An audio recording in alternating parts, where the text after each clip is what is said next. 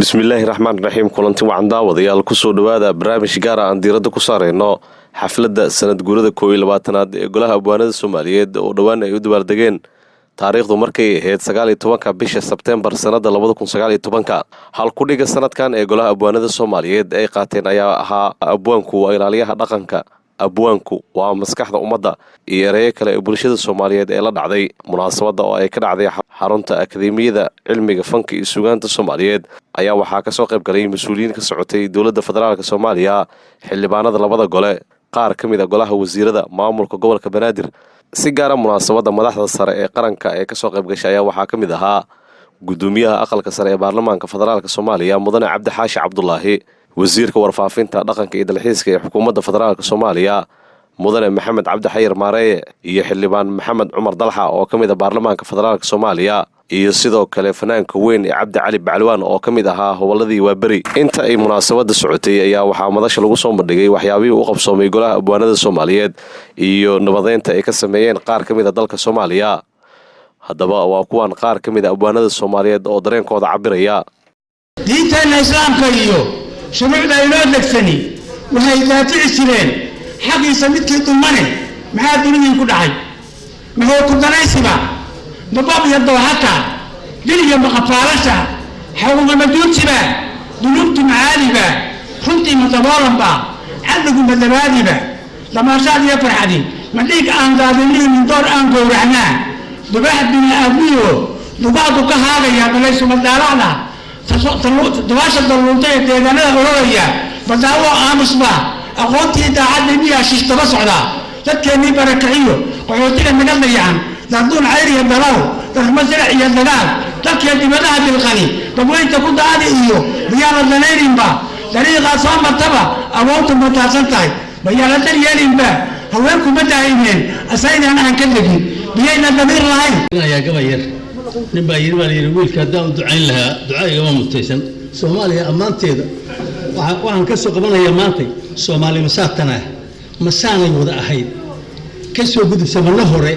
siyaalahay maanta tahay haddii aan idiin sawiro baldaya 30 sano ka badan siday u sabaynayaan baldaya Soomaali mida sahalka loo kala furay bal eega siyaasadda iyo aqliga lagu kala sabay bal eega siday dunida ugu silcsan tahay bal eega siday bulshadu u sabaynayaan bal eega siday dalkooda u saabuleen bal eega siday dadnimo u sagootiyeen bal eega siday dhammaan isku seegan tahay haddaan sixir bixin aqaan sidaa kuma fiirsadeen intaan ka sifeeyo baan sideedii ka dhigi lahay miyaa suuro gelin karaa adduunyada lama sahlado waxaad sugaynin baa saacada kula soo dirsee sooyaal lagu faano iyo sasaankeenii wacnaa haddii saa loo bedelay waxbaa salaglaynayay dhibkan Soomaali helay dunuubaha saa'idka dambiga saameynta badan waxaa sababoo askumay safriyaan wada socodin iyo sawdmaan laga gudbay saamiyaan lagu qancay salaanaan lala shaqayn safaadan laga baxayn wax saaran aan la arag dadaan isu simir lahayn samaantana yeelahayn xumaatana sacab u tuma ilaah baa sixi karee dulmiga samawaadka tegay sidaas aayaha ka dhigay tabliiqa sida loo ognahay alaab bay rartaan waxay ku guurayaan ama ku socdaan sadcaal joogto ah waxa loo galay degmo ka degmo iyadoo xabadu socoto gudoomiyaha maanta halka fadhiya ee golaha abwaanada raximullah ama xafidullah aan iraahdo labadaba aan iraahdo xasuduux maxamed wahaliye iyo asxaabtiisi kala duwanayn waxay u galeen halgan u eg ama matala nooc min tabliiq si loo gaaro isu keenida golaha abwaanada iyo midayntoodaba mahadi haga gaarto maanta waxay taagan tahay arrintu inaanu maanta aan u xafladeynayno oo uu nala joogo nagala soo qayb galay mas'uuliyiinta ugu sarreysa dalkan Jamhuuriyadda Federaalka Soomaaliya oo uu ka mid yahay مسؤولك وشرفت بدن عبد حاش عبد الله waxaan marka aan ku joojinayaa hadalkayga maadaama khudbadana ku talagelin inaan maanta niraahno dhanka kale fanaanka weyn ee Cabdi Cali Bacalwaan oo ka mid ah howlada Waaberi ayaa dhankiisa wuxuu hambalyo iyo bogaadin u diray golaha abwaanada Soomaaliyeed hambalyo wixii la wadaa kulligiina waa salaamantay gudoomiyaha ku salaamay professor waa ku salaamay fanaan waxa ku hadlaya afka fanaaniinta de abwaanna waa ahay وهدي أبوان الأبيات هي أبوان اللحم واسكو متكي وهدان لحم سمعيه في أبوان اللحم بان مركا آد بان وهم باليليا مالنتا أبوانينتا أما مالنتا فنانينتا ونبا لا أبوانك وفنانينتا ونبا أبوينه مركا آد بان وهم باليليا شير سلام بس ما راح ترى هذا شير بريتسن ماشي ما راح كان كهرادين نوع سوماليا شير بريتسن باليها شير كوا بريتسن ما فهمت مركا الصومالي إن أنا هذا يقول يعناها كليها صحافة إيوه يعني واحد مدة ويقول لي هبل وسوق لي نقضي هبل بس سوق لي نقض هبل وايد وأنا بحي الماء يروح ما لك سوق لي نقض حوالك سوق لي وزير وهبل محل حوالك وسوق لي نقض مركا هبل وسوق لي نقضي ما نبغاه هبل سوق لي نقضي وحلو توت أو في وصل نقضي وأنا جنيد أبدو كل روتك وحنا يسار أبوانين تنا وهم بليانية أنا ده واحد من هايبانين تبصره فنك الصوماليات ما قعدنا أنا كهذا آد بان واحد بليانية سنة جوران أي سنين فنانين أبوانين الصوماليات وتبليغ بدل أسوق علي وأنت الشيء هي يعني حلقة تبليغ بلابين هوي وقت هراء بلابين أنواع يوم مر بيستاجوا حبض أبريرة مرك الحمد لله رب العالمين الله يقولي إلهي يقرب قلب abwaan cabdidhuux oo kol ahaa maareeyihii hore ee tiyaatarka ayaa dhankiisa wuxuu hambalyo iyo bogaadin u diray golaha abwaanada Soomaaliyeed dhammaan golaha abwaanada marti sharafka fanaaniinta nooc kasta saxaafadda iyo cid kasta oo ka soo qayb gashay iyo shirkadda Camel oo suura gelisay in aan si habsami ah barnaamijkan u hagaajino oo la isugu yimaado dhammaantiin waa idin salaamaya assalaamu calaykum waraxmatullaahi wabarakaatu anigu khudbadda kuma qornayne waa lay gaadhay waana gabyaayo ma khudbadeeye iga raalli ahaada marka waxaan idin leenahay ku soo dhowaada 22 guurada golaha abwaaniinta Soomaaliyeed oo maanta 22 sanadood jirsatay xafladda qiimaha badan ku soo dhowaada abwaanka waa maqlayseen oo halkan lagu safeeyay inta u dhaafi maayo bulshaduna way taqaanaa abwaanku wuxuu qabto wuxuu galiyo wuxuu gudaba xildhibaan maxamed cumar dalxa oo kamid ah mudanayaasha baarlamaanka federaalka Soomaaliya ayaa dhankiisa wuxuu hambalyo u diray golaha abwaanada Soomaaliyeed su'aal Cabdulle oo inta dhammaan kooxdii heegan ka sokow hadii la yiraahdo labadii walaala ninkii lacag lahaa weyn ee isla markii la xasuusanayo marna heesa marna noojila marna gabyahya iyo magacyadii kale ee ayaga ay u yaqaaneen runtii naadiyayaasha kala duwan ee aqoon-yahanada madaxda u ah ee dhammaan ku qotama xoojinta iyo ilaalinta fanka iyo suugaanta iyo dhaqanka Soomaaliyeed oo runtii qaybo badan ka joogaan halkan shirkadda maalgelisay ee u istaagtay inkastoo saaxiibkayga mudane xaashi sanad guuradii shirkadda aan joogay Camel Trading markii uu bixiyay oo geela lagu magac daray shirkadii aan iri geela haddana sarafkii muu soo dhaxgalay iyo xawaalada si kasta runtii man nacbi geelayda waa la ogyahay waxaana markhaati u ah heestii aan ku caanbaxay ee shinkaroon shaxda geelada qoshoqda lagu dareershay meel roobshayshada dhigay dhex shibaaxinayo oo shalow burfaysto midab shirinladeedii casarkii shirbayso arshabeelinayso oo shucubka kuriskii shub garaare leedaad sharafteeda leeday markaan gabadhii aan jeclaan amaanay waa heli karay inaan iraahdo godano moordi oo gantiisa ku taalo iyo gaabay saalax ayaa gaduudan inaan iraahdo laakiin waxa waay beeraleyda inaan ka cadaaladeysanahay aad moodaa geeleyda dadweynaha halka hadda soo istaagtay ee hadlaysay gabadheeni qaaliga ahayd ee muqaddimada ay sameeysay aad cajiib ah ahayd say u waday geel hatta baabuurkii inuu qalad yahay sheegtay waxay ku xijisay lo ari bay ku xigtay beer iyo malaay haba soo sheegay ani waxaan sugay ilaa iyo digaaga inay wadi doonto marka xogaa cadaalad daradaas leen ka dhiidinayaa mooyaane aniga geela ma necbi waxa Soomaalida ay ku wada faanto ay qayb ka yihiin laakiin in geela le maanta dhan geel oo aan beer lisheen xataa xawaaladii in geel loo bixiyo gobonimadii maartay maandeeq geel loo bixiyo wax waliba geel loo bixiyo taasaan diidanahay marka baasho la isku wada keeno ujeedada aan leeyahay waa taas idinkoo aad u mahadsan assalaamu calaykum waraxmatullaahi wabarakaatuh warta aniga codsi uu saaxiibkayga abwaanka golaha abwaanada mudane xirsi dhuux oo ii soo jeediyey ayay ku salaysan tahay maanta hordhac intii la samayn karo waxaa sameeyey odayaasha iga horreeyey wasiirkii warfaafinta hadlay intii kale abwaanada hadashay kaliya waxaan ku ayidayaa oo aan wasaaradda warfaafintane hadduu ugu jiran waaba ku jira haddaanan ku jirin haddaba aan horumarsan doono doodayda baarlamaanka maalinta la horkeeno sharciga saxaafadda xuquuqda abwaanada in fanaan Soomaaliyeed ama abwaan Soomaaliyeed hadduu xataa la xamiistaha u yahay sida abwaankeennii uu sheegay maartay ilaahay kuma samadiida bacalwaan iyo midkii tumay iyo intii xuquuqdiisa kulmin karto in hees ayaga ay leeyihiin ama gabay ay leeyihiin nin inuu YouTube oo ku shubto share garay like sar subscribe garay oo lacag ku qaato magartay ninkii xuquuqdaasi lahaane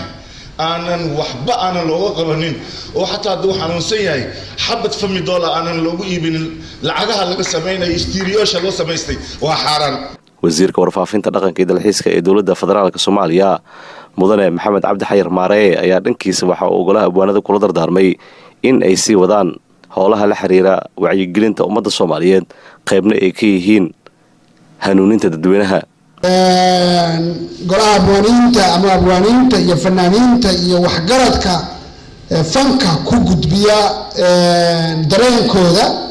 ummadda Soomaaliyeed waxay u yihiin halbowle u yihiin ummadda Soomaaliyeed ummad la dhaho waxa weeye dhaqanka iyo aad ugu dhegan iyo fanka iyo suugaanta marka wacyigelinta weligeed bulshadani markii ay duruuf ku jirto waxa ka saari jiray oo meesha fiican u tilmaami jiray abwaaniinta iyo heesaaga iyo waxgaradka Soomaaliyeed ayaa u tilmaami jiray gaar ahaan dhinaca fanka iyo suugaanta ayay weligood ku cibro qaadan jireen ku bedeli jireen duruufta ay ku jiraan marka inkasta oo runtii uu ku daba dheeraaday burburka iyo dawlad aan xoog lahayn xilliyo badan oo 30 sano ku dhow aan ku soo jirnay intaas ma aan qirayo in abwaaniintu ay wacyi gelinayaan bulshada haddana kolley sida ummadan loo kala qaybiyey sida ummadan loogu soo duulay ayaa aad u cuslay baan dhihi karaa sababtoo ah xaqiiqiyan waxa waqti dheer oo dhammaan dawladuhu iyo dadku xilliyo adag way soo maraan laakiin waxa la rabaa inuu koobnaado in waxgaradka iyo siyaasiyiinta iyo abwaaniyiinta iyo waasida iyo dadka u ah bulshada liirka inay bedelaan oo dadka isu raadiyaan oo situationka xun dadka waxgaradka dadka abwaaniyiinta dadka indheergaradka ayaa laga rabaa inay bulshada bedelaan ayaa laga rabaa marka annagu siyaasiyan ama madaxda qaranka inta ugu horeyso ay ku sii xigaan abwaaniinta ay ku xigaan waxgaradka kale ee Soomaaliyeed iyo indheergaradka Soomaaliyeed ee gabdho iyo wiilalba leh hawl baa u taallay muddana u taallay haddana u taalla waa ku faraxsanahay abwaanka halkan qaadka dhibaatada uu ku hayo ku cabiray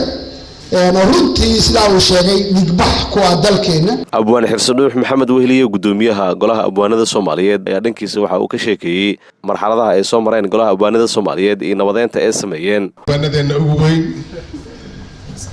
mudane Cabdi Xaashi Cabdullaahi بروفيسور محمد عمر دلحة oo abwaanadii ugu dambeeyay ee aan bartay oo dib ka soo galay awal heesaabisan ku aqaanay hadda jiiftooyinka uu sameeyay aqligiina diidaya isagoo geeleyda ka hortagaya kaligeed maaragtay dhammaan gudoomiyaha geed fadhiga golaha abwaanada alfanaan cabdi cali bacalwaan oo muxuu ahaa waa soo guriyo noqotay aanan dhehaynin leenahay dalka adiga timid waana ku soo laalaaban doontaa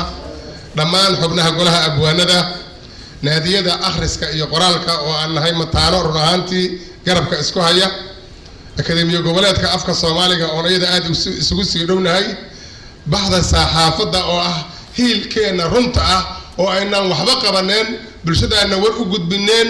meelna aynaan tagneen haddaysan gacan siinaynin warkeena oo shaqeeyo lahaadeen markale waxaan idinku salaamayaa salaanta islaamka assalaamu calaykum waraxmatullaahi wabarakaatuh mudanayaal iyo marwooyin golaha abwaanada Soomaaliyeed waa golo u dhisan badbaadinta ummadiisa waa golo u dhisan inuu kor u qaado garaadka ummadda Soomaaliyeed waa golo loo dhisay inuu ka hortago kala qaybinta qabiiladeed iyo kala qoqobidda wadanka waa gole maanta u dabaaldegaya xafladiisii 12aad iyo maalinta abwaanka haddii ay noo madaxda nagu raacdo waxaan rabaa inaan u mahad celiyo hortiina uga mahad celiyo salaanta ay ugu soo reerna aan idin soo guddoonsiiyo oo idin soo gudbiyo dhammaan wakiilada golaha abwaanada ee maanta xafladaan oo kale ka sameynaya magaalada Kismaayo magaalada Baydhabo magaalada Jowhar magaalada Dhuusamareeb magaalada Laascaanood oo xal laga sameeyay magaalada Boorame oo xal laga sameeyay magaalada Jigjiga oo laga sameyn doono maalinta Sabtida dhammaantood anigoo xambaarsan codkooda waxaan idin leeyahay waa mahadsantihiin mudane gudoomiye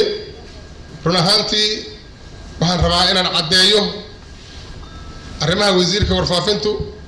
oo noo bandhigay in aan qaadanayno horeyna u wadno hawshaas diyaarna aanu nahay inaan mujtamaceena ku guubaabino wadada hagaagsan ee ay ku gaarayaan horumarka iyo guusha waxaan rabaa inaan hoosta ka xariiqo golaha abwaanada Soomaaliyeed inuu diyaar u yahay inuu ummadiisa weliga uusan ka caajisin wacyigelinteeda dadaalkeeda muxuu ahaa kor u qaadideeda difaaceeda faragelinta shisheeyaha iyo dhibaatooyinka lagu hayo iyo docka joogtada inaan inta afkeena kula dagaalano intaan kari karnana annagu ku bixino kharashkeena waqtigeena nafteena iyo maalkeena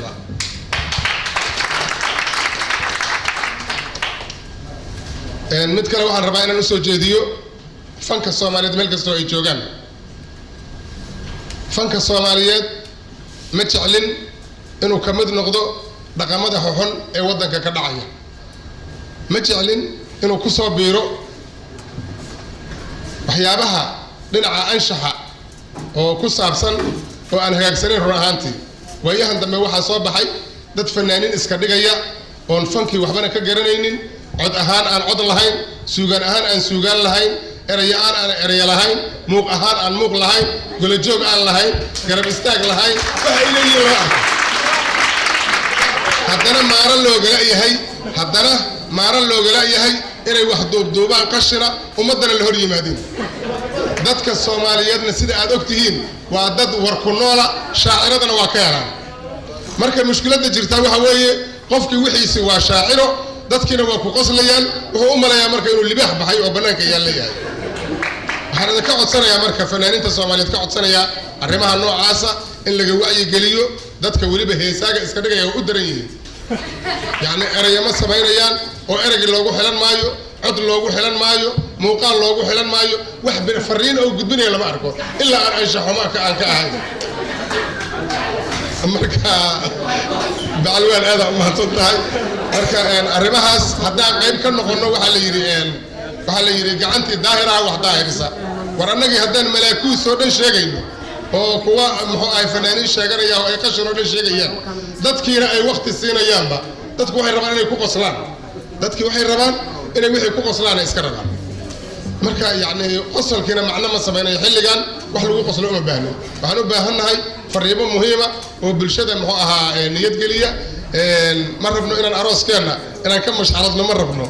madaxda sharafta lahayd ee halkan ka hadashay ayaa noo soo jeediyey wax alla wixii ammaan iyo muxuu ahaa bogaadin aan mudnayn aad iyo aadna ugu mahadcelinayaa muxuu ahaa dhammaan mas-uuliyiinta kasoo qayb gashay oo uu ugu horeeyo muxuu ahaa wasiirka warfaafinta waxaan rabaa inaan ammaan gaara u jeediyo shirkadda Camel Forex oo maanta noo suuro gelisay 8 goobood oo wadanka ka mid ah in aan dhammaantoodba muxuu ahaayeen barnaamijka ka hirgelino haddii ay tahay muxuu ahaa si kasta u dhacdo sida la og yahay xafladan oo kale marka aan sameynayno waxaan sameyn jirnay qaraamaad muxuu ahaa aan gudaheena iska aroorino aan ku sameyn jirnay Camel waxay dhaheen markaan anaga noo daaya aad iyo aad u mahadsantiin aan leeyahay Camel idinkuna waa idin soo dhaweynayaa xildhibaan maxamed cumar dalxa oo saaxiib gaar ah ugu dambeyn munaasabadda waxaa soo xiray gudoomiyaha aqalka sare ee baarlamaanka federaalka Soomaaliya mudane Cabdi Xaashi Cabdullaahi wuxuuna ugu ambaliyay sanad guurida 21aad golaha abwaanada Soomaaliyeed 98 halka taariikhda hadda halka inoogu qoran ayuu ka asaaseen laakiin fikirka saddexdaas ayaa markaasi anigu aan arkay oo ila kulmay waxaan leeyahay taariikhda waa u aqoonsanaynaa maalinta abwaanka Soomaaliyeed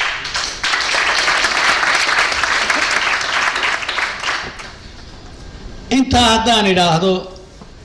gudoomiyaha golaha abwaaniinta kolkii fikirkan shalay oo igu marti qaaday waxaan isku dayay yani at least bal wax inaan ka soo ururino aan ka sheego